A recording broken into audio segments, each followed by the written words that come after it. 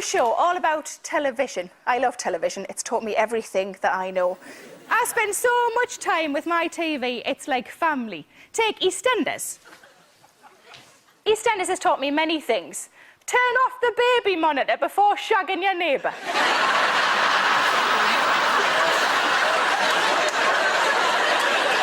And at some point, we're all going to have to marry Ian Beale.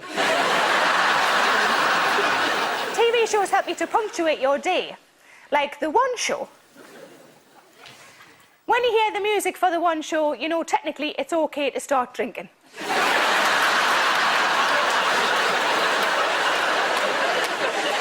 really resonated with you lot, hasn't it? Some of you are going, yeah, I knew that. And other ones are going, is that right? Is that right? Can I start? The One Show is described as a magazine show. You know those magazines you can get that are about spiders, different types of ham, and what JLS think of dry stone walling. Tonight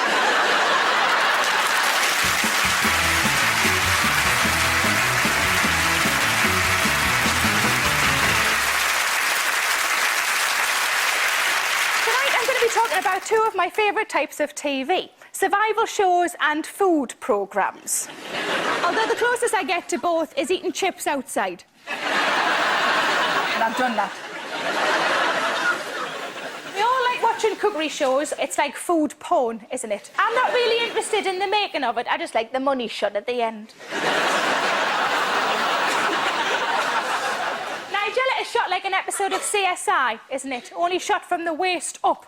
I love those bits where she comes out in the night for a snack like a sexy badger.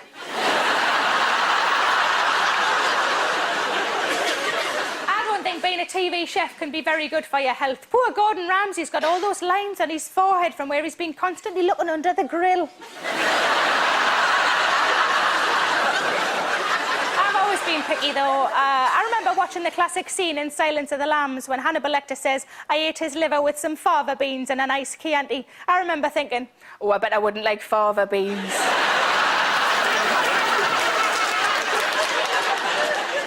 To hide them under me lettuce. I don't like meals for one, though. No, it's not that they make us feel lonely. I just don't think they're big enough. I love a family-sized anything. I think they should have a range called Hungry. When we eat in pubs, my fella will only eat puddings if they've got the word explosion or extravaganza in the name. Have you ever pretended you were waiting for a friend in a restaurant and eating 2 dinners?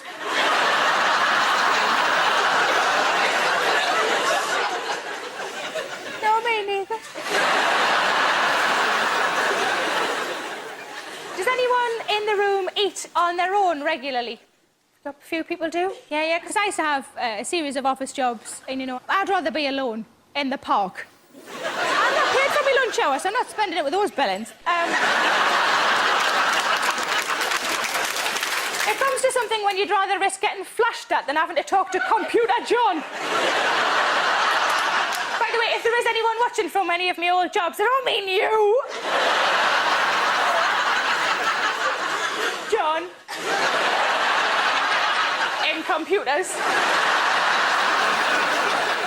My friend bought me something to cheer me up from when I'm eating on my own. A bag of wobbly eyes. I'll show you what I mean. I've got my phone. I've taken some pictures. So this is the first one. That's a cream egg. What it is, you put the eyes on, then you don't feel like you're on your own. And then the next one... Oh, that's not supposed to be there. And then, look at that custard slice. He looks nervous, doesn't he? And he's every bloody right to be nervous. Look at the next one.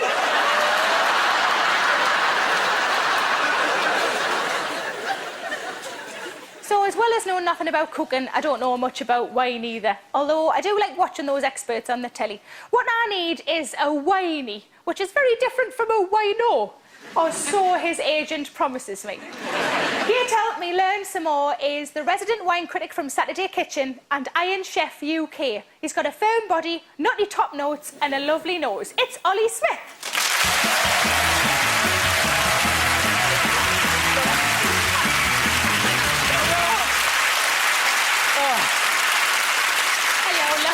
thank you very much for coming on the show. A massive pleasure to be here. Oh, bless you. Should we watch a little... We've got a little clip of you in action. Can we watch that? Absolutely, far away. With the clever addition of the squid from the sea, I'm setting sail towards a white wine, and I'm selecting the rather fragrant Viña Costera 2010. You could dab it behind your ears.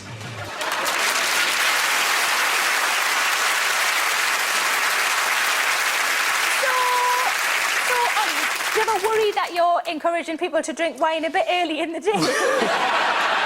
Well, you know, I think with a meal, you know, if it's lunchtime, that's a good thing. For me, it's not something that's just for a certain type of person. It's for people of all ages who enjoy good flavour. You know, that's what it should be about. Have you ever drank wine from a box? Yes. Oh. Yeah. I don't think we should be snobby about the way wine reaches us. You know, I'd drink it if it came out of an udder, as long as it tasted brilliant. That's milk, love. Yes. Just checking that you did know that. You're not putting wine on your kids' Frosties or anything, are you?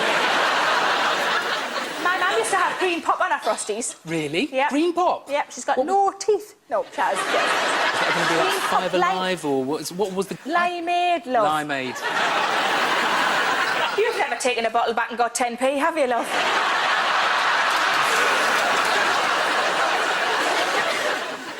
Do you spit or swallow?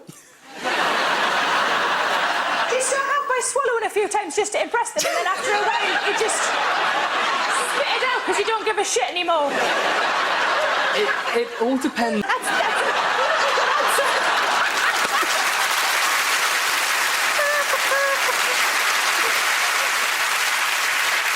See, I should really be honest with you. I don't really like wine. You should try sparkling Moscato. Oh, no, it's the good. best wine is always the fizzy ones. The fizzy ones are great. The fizzy ones are great. Fact. You know, or pair it with food, because quite often you get a different sort of feeling and a different flavour when you pair up different types of food. No, like obviously the meat and the fish, that sort of thing. But what what about the kind of food that I eat?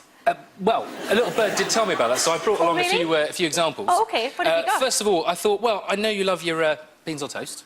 That's very true. You know me well. Yeah, and it being a vaguely Italian dish, tomato-y, I thought... That is an Italian restaurant, I always do. Yeah. I walk straight and I go, you can sod your pizzas and your pasta. Have you got any beans on toast? As my friend Olly says, it's Italian. It's sort of vaguely Italian, yeah. So I've got an Italian red. OK. If you taste the wine and the flavours last after you've sipped the wine, then that's a good wine. If they've gone straight away, I'm not saying it's a terrible wine, it's just a wine for kind of, you know, chugging on a Tuesday night. How long do they last? 5 seconds, 10 seconds, maybe 20. Oh, I thought you meant, like, the next day you're like, oh, I can still feel that in the back of my throat. That was a good wine. I think for a long time people talked about wine and likened it to fruits and strawberries. I think it's quite off-putting. I think it's... Oh. You don't like that one? Tastes like petrol. Right. Scampi in a basket. Have you been spying on me? A little bit. Scampi in a basket. Now, for that, maybe like a lemonade to bring out the flavours of the fish. I have got a drink that does, in fact, have lemonade in it. A pint of bitter shandy. Oh. Yes. That's genuinely the only alcoholic drink that I ever drink. That is awesome that you've got that. You have been spying on me. I'm gonna... Give it a whirl. And I'm still... I don't drink very often, so it still hits us, so I'll have to be careful. If you like sweeter things, you should be able to find them a drink they'll delight. Oh, it's like having a big wee when you've been dying for ages.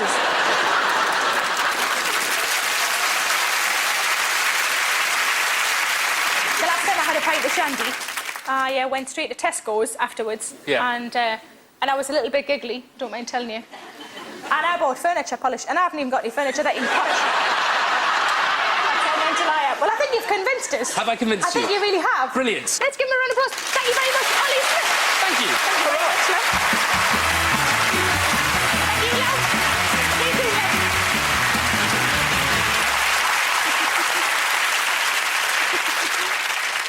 love. Feel bloody hammered now. When it comes to TV shows, cookery and survival skills make up many of my favourites. When I first heard on This Morning that someone was cooking with Gino De Campo, I thought it was a new type of outdoor travel stove. My phone died last week and I had to use a payphone. I felt like Bear Grylls. When I put the phone to me ear, I realised that someone had shoved a steak pie in the receiver. Don't ask us how I know it was definitely steak. When I first passed my driving test 5 years ago, my dad said, you need to keep the following things in the boot of your car at all times. A blanket, a shovel, and a flask. And he's right, because whenever I've killed a man, I'm always parched.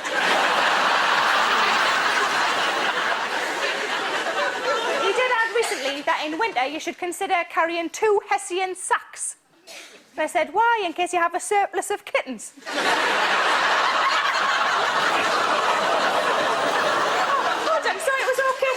Man. Are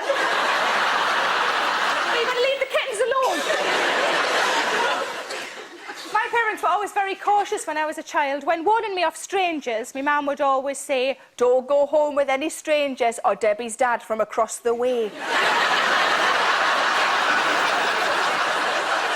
Men prepare their survival skills by watching programmes about drinking water from plants and which animals are easiest to catch. All a woman needs is a photo of her ex, a match, and Gloria Gaynor. The closest most people get to living in the wild is camping. The closest you'll get me to being in a tent is on a fat day when I've discarded the belt.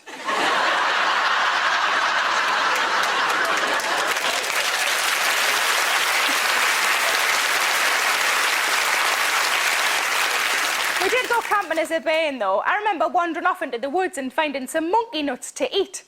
Then years later, a friend said, oh, do you want a monkey nut? And I looked in the bag and went, they're not monkey nuts.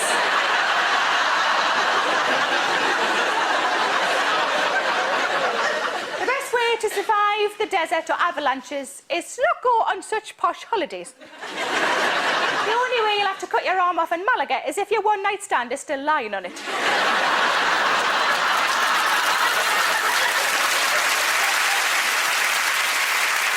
Someone told me recently that a torch is a good thing to carry for safety. If someone attacks you, you shine it in their eyes and it'll dazzle them enough so that you can escape.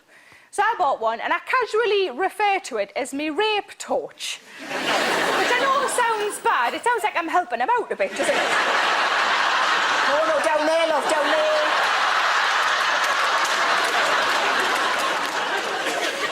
So what I really need here is an expert from the television to talk me through how to survive in the most extreme and hostile environments, like a Primark sailor when a new IKEA opens.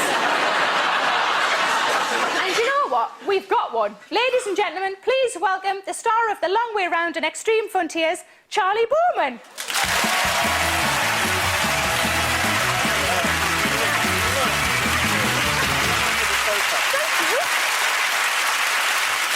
It's so nice of you to come to my show. Oh, you're welcome. Thanks for having me on as a guest. That's Thank you very much for coming. Let's have a little look at you in action. OK. This is pretty much, I think, the start of the Road of Bones now. This is not going to look pretty. There were 12 of the most exciting hours of motorcycling I've ever done in my life. Charlie's really injured himself. This bit's beat us, actually. We're now part of the support crew story, you know what I mean? Please don't let anyone get hurt doing this.